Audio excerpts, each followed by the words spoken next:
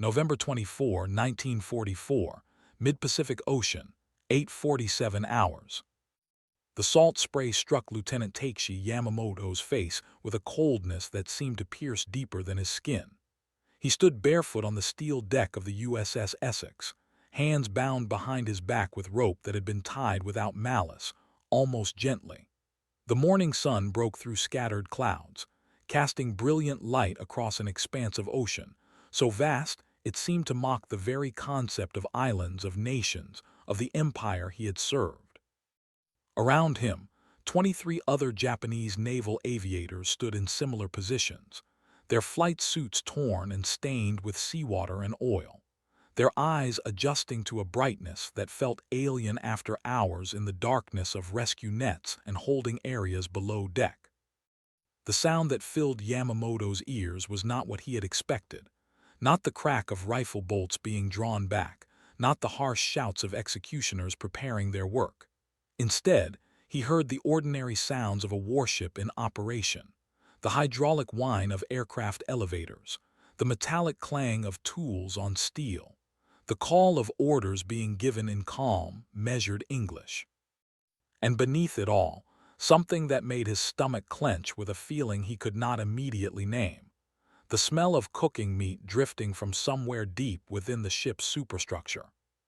He had been taught, in training sessions that now seemed to belong to another lifetime, that capture meant dishonor worse than death, that the enemy would torture prisoners, would desecrate their bodies, would deny them even the dignity of a soldier's end. Yet here he stood, unharmed, on the deck of one of the very carriers his squadron had been sent to sink. And the ship beneath his feet was so large, so impossibly vast, that it seemed less a vessel than a floating city, more substantial than anything he had encountered in 4 years of war. The path that had brought Yamamoto to this moment began not in November 1944, but in December 1941, in the euphoric days following Pearl Harbor, when the Japanese Empire seemed poised to reshape the entire Pacific world. He had been 19 years old then, a student of engineering in Osaka, who had volunteered for naval aviation with the fervent belief that his sacrifice would secure Japan's rightful place among the great powers. The propaganda had been intoxicating in its certainty. The Western powers were decadent, soft, corrupted by materialism and individualism.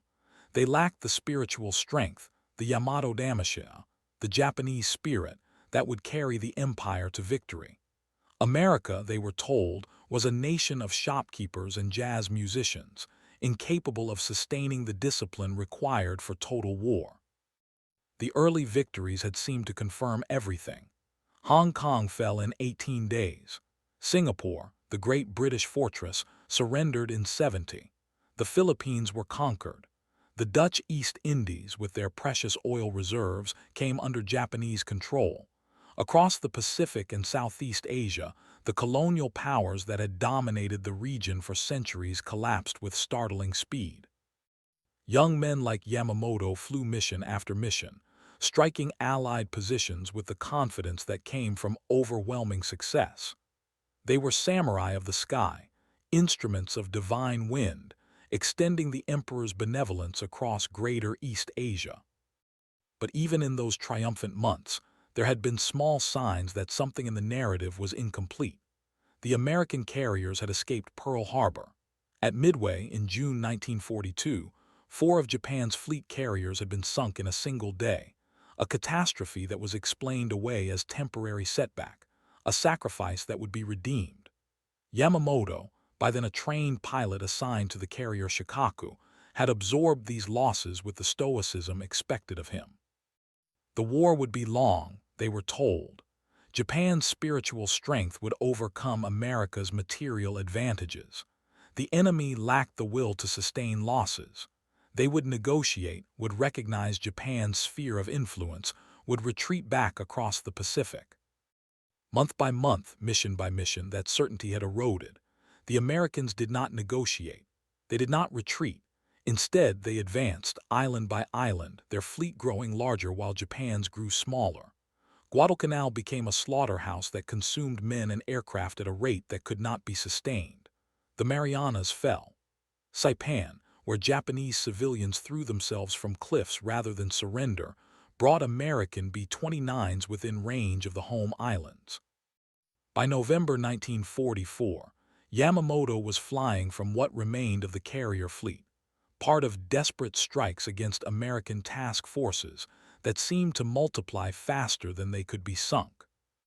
His last mission had launched at dawn on November 24th. Intelligence had reported an American carrier group northeast of the Philippines, part of the vast armada supporting the invasion of Leyte. Yamamoto's squadron, 12 Nakajima B-6N torpedo bombers escorted by 15 Mitsubishi A-6M0 fighters, had climbed through broken clouds, their mission to strike the carriers before they could launch their own devastating raids against Japanese positions. He remembered the briefing officer's words, "You are the Emperor's sword. Your spirit is invincible." They had found the American fleet 90 minutes into their flight, but what they found was not a small carrier group. It was an armada beyond comprehension. Carriers, not one or two, but more than Yamamoto could count in the moment of engagement. Battleships, cruisers, destroyers, screening vessels extending across miles of ocean. And in the air, rising to meet them like a swarm of steel hornets, came more fighters than Yamamoto had ever seen in one place. The Grumman F-6F Hellcats tore into the Japanese formation with a ferocity that was shocking not because it was brutal, but because it was efficient, methodical. The American pilots flew with the precision of men who had endless fuel, endless ammunition, endless training. Within minutes, Yamamoto watched 11 of his squadron's aircraft disintegrate in flames. His own plane was hit by anti-aircraft fire from a destroyer, the shells punching through his starboard wing and engine. He had managed to ditch in the ocean 2 miles from the nearest American vessel, had survived the impact, had floated in his life vest watching his aircraft sink beneath the waves. The American destroyer had picked him up within an hour. He had expected to be shot in the water or left to drown. Instead, sailors had pulled him aboard with hands that were firm but not cruel, had cut away his flight suit, had given him a wool blanket and a cup of something hot to drink. Now, aboard the carrier, Yamamoto understood that he was about to witness something that would confirm or destroy everything he had been taught to believe. The American officer approaching the group of prisoners was young, perhaps 25, with the posture of someone accustomed to authority but not cruelty. He wore the insignia of a lieutenant commander, his khaki uniform immaculate despite the operational tempo of the ship. When he spoke, his voice was clear and carried easily across the deck, but there was no harshness in it. "Gentlemen, you are prisoners of war of the United States Navy. You will be treated in accordance with the Geneva Conventions. You will not be harmed. You will be fed and given medical attention. You will eventually be transferred to a prisoner of war facility where you will remain until the end of hostilities." A translator, a Japanese-American sailor whose presence itself was a small shock to Yamamoto, rendered the words into careful Japanese. The lieutenant commander continued, "You will now be shown to quarters below deck. Before we proceed, I want you to understand the nature of the vessel on which you stand. This ship is the USS Essex. She is one of 24 fleet carriers currently in service with the United States Navy, with more under construction. She displaces 36,000 tons. She carries 90 aircraft and a crew of 3,000 men. What you see around you is not exceptional. It is standard." Yamamoto felt something shift in his chest. 24 fleet carriers. Japan had entered the war with 6 fleet carriers and had built perhaps a dozen more in the intervening years, most of which were now at the bottom of the Pacific. The Americans had 24 in service, with more under construction. The translator's voice remained neutral, but the numbers themselves were a kind of violence. The prisoners were led toward a hatchway, descending into the interior of the ship. And it was here, in the passageways and compartments of the Essex, that Yamamoto's understanding of the war, and of his nation's place in it, began to collapse entirely. The corridors were wide enough for 3 men to walk abreast. The lighting was electric, bright and constant, with no flickering or dimming that would suggest power shortages. The bulkheads were painted in clean grays and whites, with stenciled markings indicating directions, compartment numbers, emergency equipment. Everything was maintained with a level of orderliness that spoke not of military discipline imposed by fear, but of routine competence. They passed an enlisted mess, the source of that cooking meat smell, and Yamamoto glimpsed long tables, men eating from metal trays, a serving line where food was being distributed in quantities that seemed absurd. One of the American sailors was eating an orange, simply peeling and eating an orange, as if citrus fruit were so common as to be unremarkable. Yamamoto had not seen an orange in 2 years. Rationing in Japan had reduced civilian diets to rice, vegetables, and whatever protein could be scavenged. Military rations were better but still austere. Yet here was an ordinary seaman eating an orange as a casual snack between duties. They were brought to a compartment that had been converted into temporary holding quarters. It was a storage area clearly, but it had been fitted with cots, blankets, and a primitive sanitation facility. A corpsman, a medical sailor, entered shortly after they were secured and began examining each prisoner, checking for injuries, infections, malnutrition. When he reached Yamamoto, his hands were gentle but thorough, probing a bruised rib where Yamamoto had struck the instrument panel during his crash. The corpsman said something in English, and the translator conveyed, "He says you have a cracked rib. He's going to tape it. It will hurt for a few weeks but should heal without complications." The medical attention was not what shocked Yamamoto. It was the casual competence of it. The corpsman had supplies, tape, antiseptic, bandages in abundance.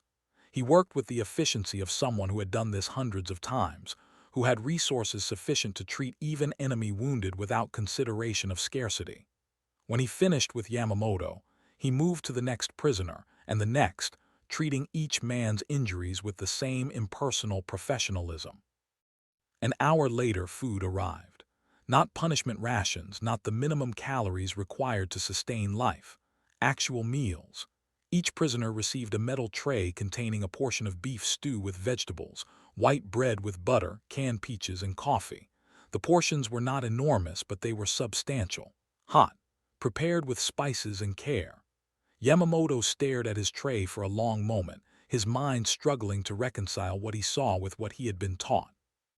This was the enemy that was supposed to be weak, decadent, on the verge of collapse. This was the nation that was supposed to lack the spiritual strength to sustain war. Yet they fed their prisoners better than Japan fed its own frontline troops. He ate slowly, each bite a small revelation. The beef was real meat, not the mysterious protein paste that had become common in Japanese military rations. The bread was soft, made with refined flour. The peaches, canned, preserved, available in the middle of the Pacific Ocean, tasted like a luxury he had forgotten existed. Around him, his fellow prisoners ate with similar disbelief, their faces registering the same dawning comprehension. One of the other pilots, a young man named Sato, spoke in a whisper. "How can they afford this? We were told they were running out of everything." No one answered. The question was rhetorical, or perhaps too dangerous to address directly. But Yamamoto knew the answer was unfolding around them with brutal clarity. The Americans were not running out of anything. They had never been running out of anything. Over the following days, as the Essex continued its operations, the Japanese prisoners were allowed limited movement within certain sections of the ship. They were not paraded or humiliated. They were simply housed, kept secure but not tortured, and in their confinement they were given a view into the machinery of American industrial power that was more devastating than any battle report. They saw the hangar deck, where aircraft were maintained with a volume of spare parts that seemed limitless. A damaged Hellcat fighter with a crumpled wing was not cannibalized for parts. It was simply moved aside while mechanics pulled a replacement wing from storage and began installation. The work proceeded with assembly line efficiency. 20 minutes, and the wing was attached. Another hour, and the aircraft was being test-fired, its engine roaring with power. Yamamoto had spent months watching Japanese mechanics nurse damaged aircraft back to flight status through improvisation and scavenged parts. A cracked propeller blade would be hammered straight and filed smooth. A damaged engine would be rebuilt using components from multiple other engines. Aircraft that should have been scrapped remained in service through the desperate ingenuity of mechanics who had no replacements available. Yet here, on this single American carrier, there was such abundance of material that replacement was simpler than repair. They saw the machine shops where parts were fabricated aboard the ship itself. Lathes, mills, welding equipment, stockpiles of raw metal and rubber and wire. The Essex was not merely a carrier. It was a self-contained factory capable of producing its own components. When a valve failed in the ship's evaporators, a machinist's mate simply fabricated a new one rather than waiting for a supply ship to deliver a replacement. They saw the radar installations, not the primitive sets that Japanese ships carried, but sophisticated arrays that could detect aircraft at distances beyond visual range, that could guide fighters to intercept enemy formations with precision. The Americans fought not with superior courage or spiritual strength, but with superior information.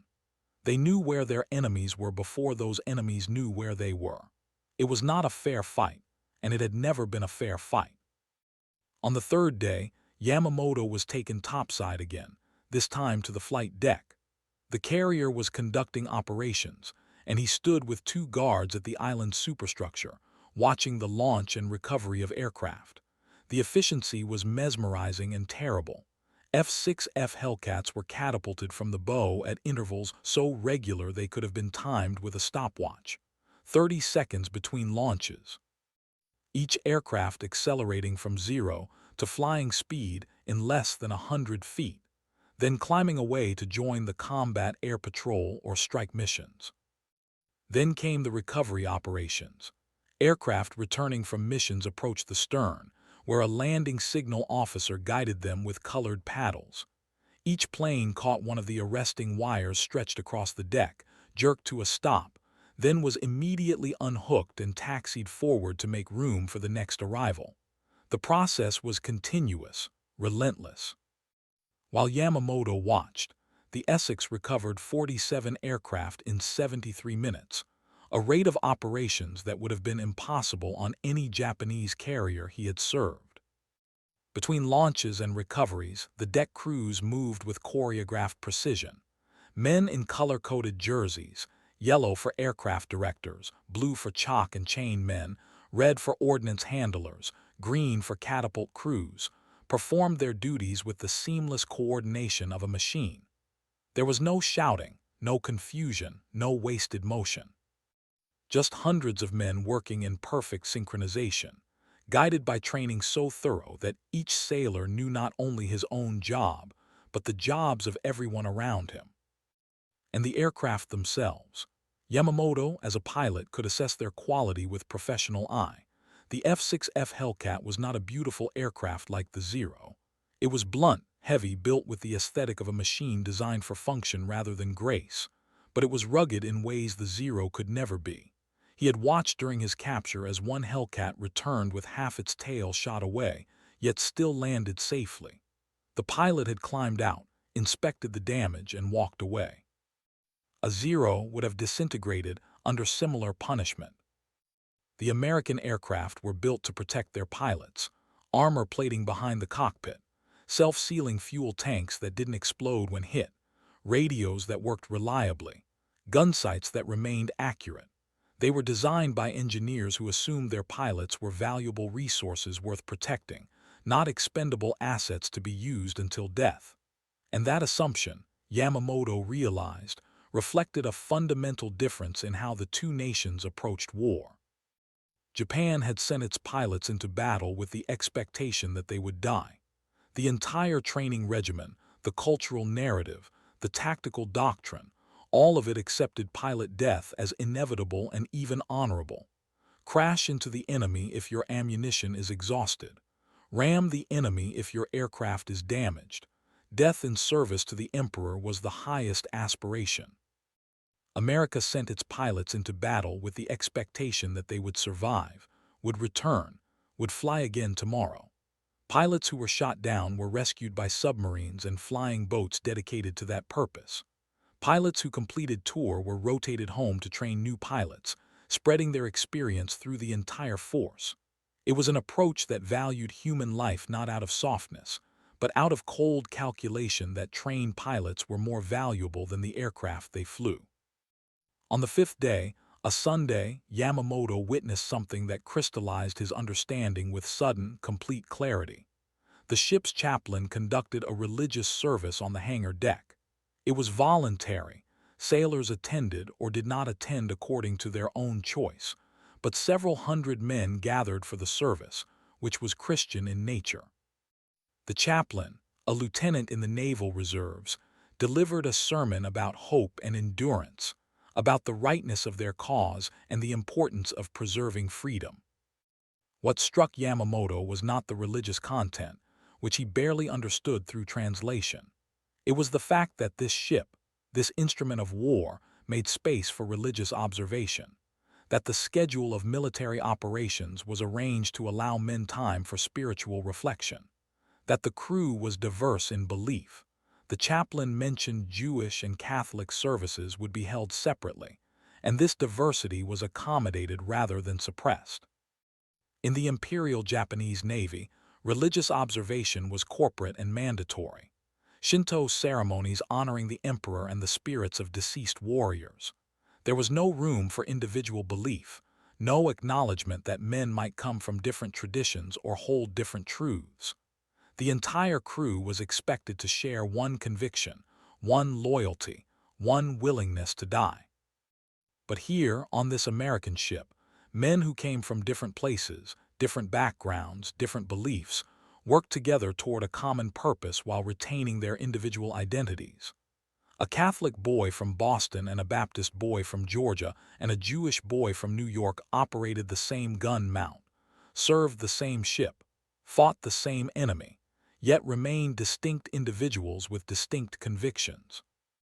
It was this diversity, Yamamoto suddenly understood, that made them strong rather than weak. They were not fighting because they had been ordered to fight, not because they feared dishonor or punishment. They were fighting because they had chosen to fight, had volunteered to defend something they believed in.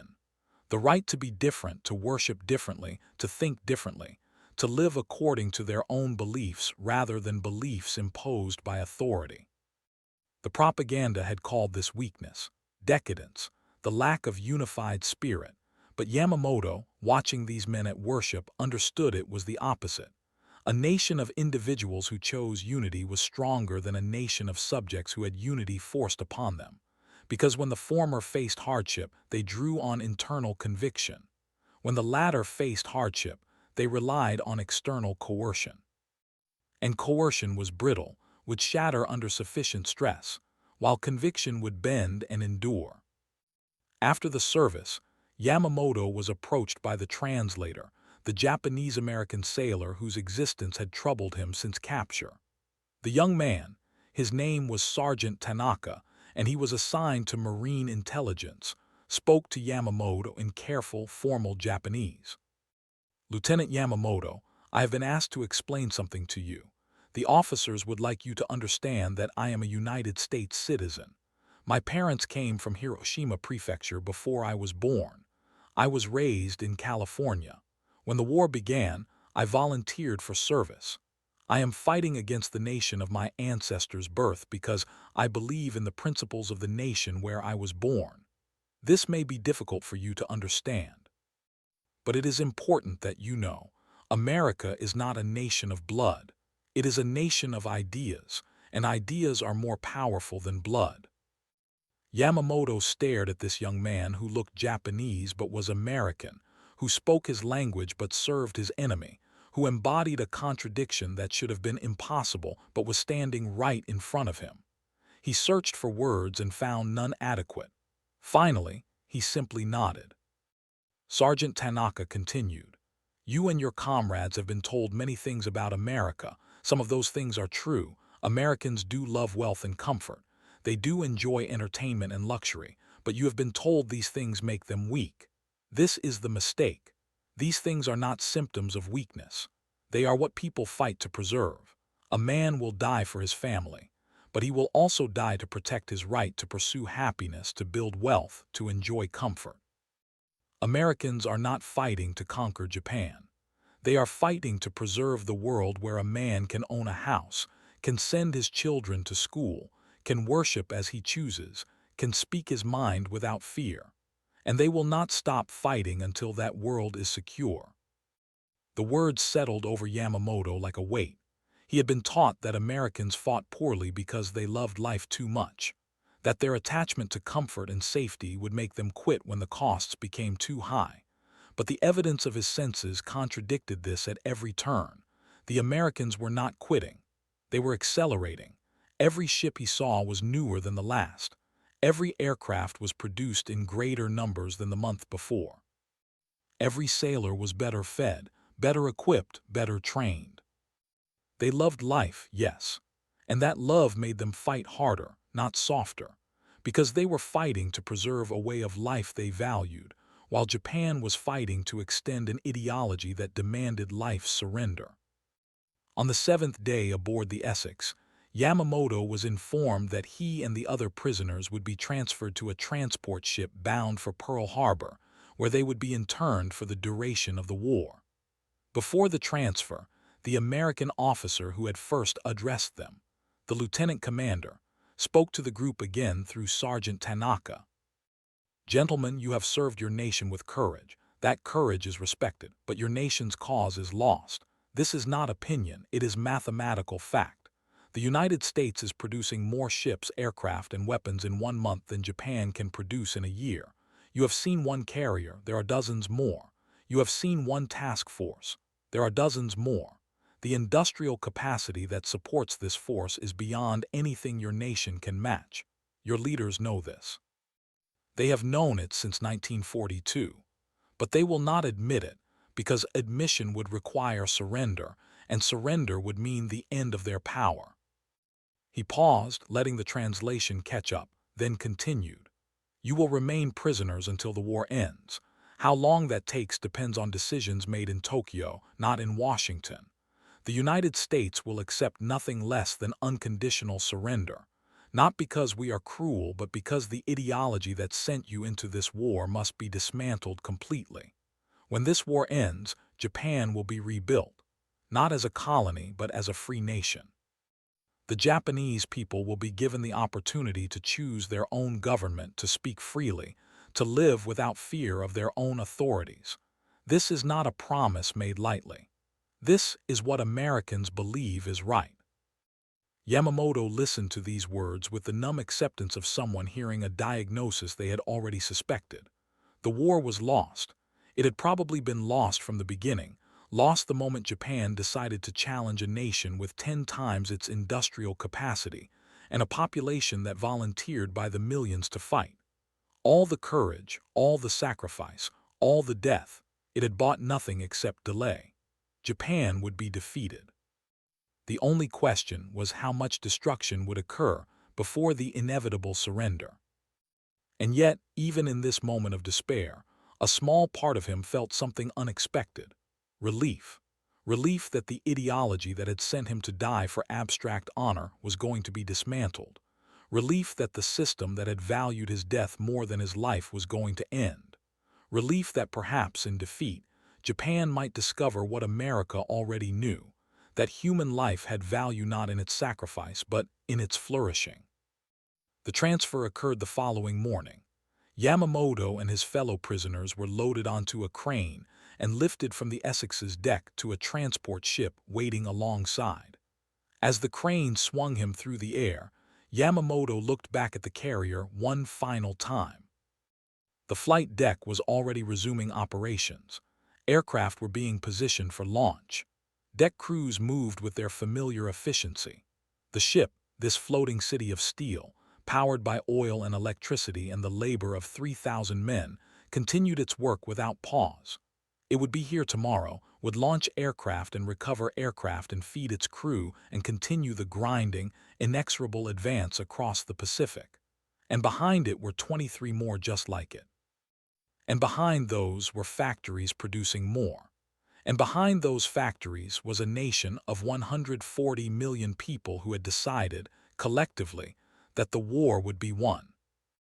Japan had 8 million men under arms. America had 12 million and could have raised more. Japan's annual steel production was 6 million tons. America's was 80 million tons. Japan produced 5,000 aircraft per year. America produced 50,000. Every metric, every statistic, every number told the same story. The war was not a contest. It was arithmetic.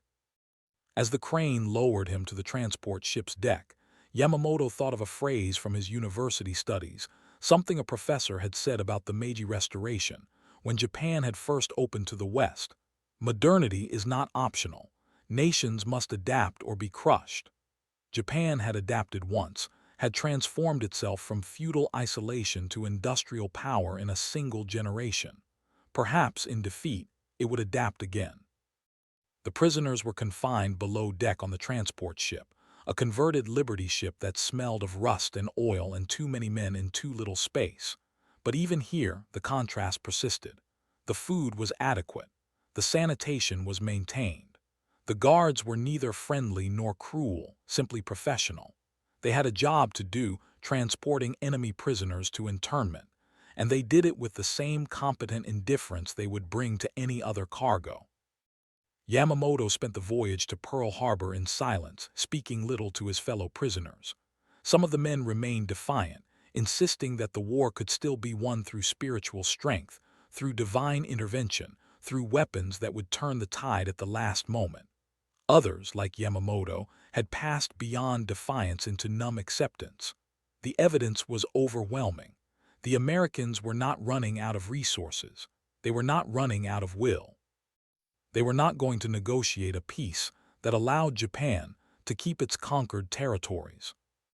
10 days after leaving the Essex, the transport arrived at Pearl Harbor. Yamamoto was brought topside briefly during the approach, and what he saw completed the destruction of any lingering hope. The harbor was full of ships, not a handful, not a dozen, but hundreds. Battleships, carriers, cruisers, destroyers, transports, tankers, supply vessels, repair ships. The water was crowded with steel, and beyond the harbor on the shore were the facilities that supported this fleet: dry docks, warehouses, fuel depots, barracks, workshops, cranes, rail lines. The entire landscape had been transformed into a vast machine for supporting naval warfare. This was the harbor Japan had struck on December 7, 1941. The attack that was supposed to cripple American power in the Pacific. And here, 3 years later, the harbor held more ships than had been present on the day of the attack. The battleships that had been sunk were raised, repaired, or replaced. The infrastructure that had been damaged was rebuilt and expanded. The attack that was supposed to buy Japan 6 months of freedom from American interference had instead awakened a nation that Japan had no capacity to defeat. Yamamoto was taken to a prisoner of war camp on the island, a facility surrounded by fences and guard towers but equipped with barracks, mess halls, recreational areas, and a small library. The conditions were not comfortable, but they were humane. The prisoners were fed regularly, allowed exercise, given access to medical care. They were, for all practical purposes, removed from the war and placed in a kind of suspended animation where they would wait for the conflict's end. In the months that followed, Yamamoto would learn through camp scuttlebutt and the carefully edited news bulletins provided by camp administration that the war was progressing exactly as he had come to expect. Iwo Jima fell after horrific fighting, its capture bringing more American bombers within range of Japan. Okinawa fell after even worse carnage, bringing the invasion fleet to Japan's doorstep. American submarines had strangled Japanese shipping, cutting the home islands off from resources. American bombers were burning Japanese cities, with incendiary raids that killed tens of thousands in single nights. And then in August 1945, 2 cities were destroyed in an instant by bombs of unimaginable power. Hiroshima and Nagasaki, obliterated by weapons that split atoms and released the energy of stars. The mechanism was beyond Yamamoto's understanding, but the message was clear. America had developed weapons that could annihilate entire cities without risking a single American life. The war was not merely lost, it was rendered obsolete. Japan surrendered on August 15, 1945. The emperor himself spoke to the nation via radio, his voice, which ordinary citizens had never heard before, announcing that the war situation had developed not necessarily to Japan's advantage, and that Japan would endure the unendurable and suffer what is insufferable. The phrasing was oblique, almost poetic, but the meaning was absolute. Japan had lost. The ideology that demanded victory or death would now confront the humiliation of defeat and survival. Yamamoto remained in the prisoner of war camp until early 1946, when prisoners began to be repatriated to Japan. The journey home was on an American transport ship, the accommodations basic but adequate, the treatment neither punitive nor generous. Just transportation, return cargo, human beings being moved from one place to another with the same logistical efficiency that characterized everything about American military operations. When he finally saw Japan again, approaching Yokohama Harbor on a gray morning in February, the extent of the destruction was stunning. The port facilities were wrecked. The city beyond was a landscape of rubble and ash. Wooden buildings had burned. Concrete buildings stood as hollow shells. The streets were filled with people who looked thin, exhausted, hungry. This was the homeland he had fought to defend, now crushed beneath the weight of a war it should never have started. Yet even in the ruins, there were signs of something new. American occupation troops were present, but they were not looting or rapping or executing civilians. They were distributing food, setting up medical clinics, beginning the work of reconstruction. General MacArthur had taken control of Japan's government, had begun dismantling the military apparatus, had drafted a new constitution that would transform Japan from an empire into a democracy. Yamamoto was processed through repatriation centers, given back his name and identity after years as a prisoner number, then released to return to what remained of his family. His parents had survived the war, though his father's business, a small factory producing machine parts, had been destroyed in the firebombing of Osaka. They welcomed him home with tears and gratitude, asking no questions about his capture or his service, simply grateful that he had survived when so many others had not. In the years that followed, Yamamoto watched Japan transform with a speed that was both disorienting and hopeful. The militarists who had led the nation into war were tried and executed or imprisoned. The Zaibatsu conglomerates that had profited from conquest were broken up. Land reform gave peasants ownership of the fields they farmed. Women gained the right to vote. Labor unions were legalized. Freedom of speech and press were enshrined in the new constitution. And most remarkably, the American occupation was temporary. The United States did not colonize Japan. It rebuilt Japan, and then in 1952 returned sovereignty to the Japanese people. The former enemy became an ally, a trading partner, a fellow democracy. The relationship was complex, marked by lingering resentments and power imbalances, but it was fundamentally different from the relationship between conqueror and conquered that Japan had imposed on its own conquests. Yamamoto returned to university, completed his engineering degree, and found work with a company rebuilding Japan's infrastructure. He married, had children, lived to see Japan's economy recover, and then boom, transforming into the world's second-largest economy by the 1970s. He never spoke much about the war, about his time as a prisoner, about the days aboard the Essex. But sometimes, usually late at night when memory pressed too hard to ignore, he would think about that carrier, that impossible floating city of steel, and understand that what he had witnessed there was not merely American military power. It was the material expression of a different social contract. A nation where human life was valued not for its utility to the state, but for its own inherent worth, where prosperity was pursued not as decadence but as the rightful aspiration of free people, where diversity was strength rather than weakness, where individual conscience was honored rather than suppressed, where defeat could be transformed into partnership rather than subjugation. The orange he had seen that sailor eating, that single piece of fruit consumed without thought or scarcity, had been a more devastating weapon than any bomb, because it represented abundance so complete that even prisoners of war, even enemies, could be fed without thought of cost. It represented a system of production and distribution so efficient that supply exceeded demand even in the middle of the Pacific Ocean, even during total war. It represented a nation that had solved the problem of material scarcity well enough that it could afford to fight a war on two fronts against two powerful enemies, while simultaneously improving living standards at home. Japan had mobilized its entire society for war, had stripped civilians of food and resources to feed the military, had demanded total sacrifice from every person in service to the state. And still it had lost, because sacrifice alone could not overcome industrial capacity, because spiritual strength could not sink steel ships, because courage could not compensate for radar and logistics, and a population that chose to fight rather than one that was ordered to fight. In his old age, after Japan had become wealthy and peaceful and democratic, after his children had grown and his grandchildren were born, Yamamoto sometimes tried to explain to younger generations what the war had meant, what he had learned in those days aboard the Essex. But he found the explanation difficult. The young people of modern Japan, born into prosperity and freedom, could not easily grasp what their grandparents had endured, what they had believed, what they had been willing to die for. How could he explain that an entire nation had been convinced that spiritual strength could overcome material weakness? That death was preferable to dishonor. That individual life mattered less than collective glory.